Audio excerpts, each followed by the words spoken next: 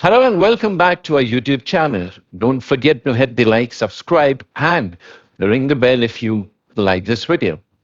Now, today we are going to talk about a term you might have heard in the news or read about in the financial news. The word is austerity. But what does it really mean? Well, austerity in simple terms is like strict budget. Just like when we as individuals or families may have to tighten our belt during tough times, countries sometimes need to do the same. And that's, my friend, is called austerity. Austerity is basically reducing your expenses. You're spending less in order to make more profit or to retain the profits.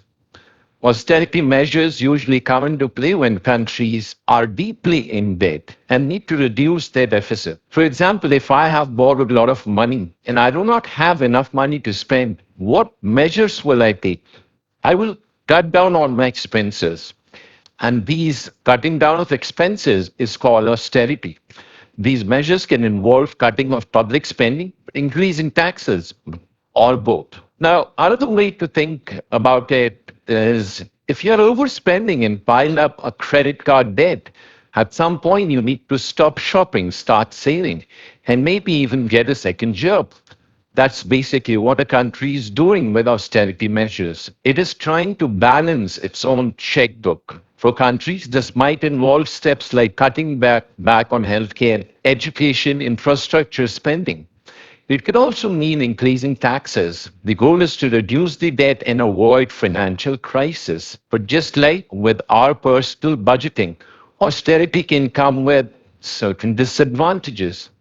It can slow down the economy and cause hardship for people, particularly those who rely on public services or are hit by increased taxes. However, proponents of austerity argue that it is a necessary step to bring countries' finances under control, to reduce the reliance on borrowing and promote long-term economic stability. In the end, austerity is a financial tool used in response to complex economic situations. It is a topic of hot debate among economists, politicians, and citizens. Well, that's all for today on the lesson on austerity.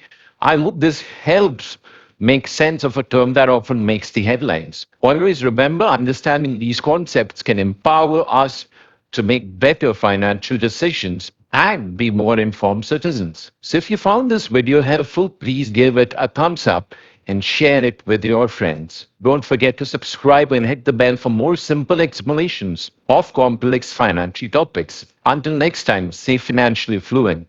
Bye-bye.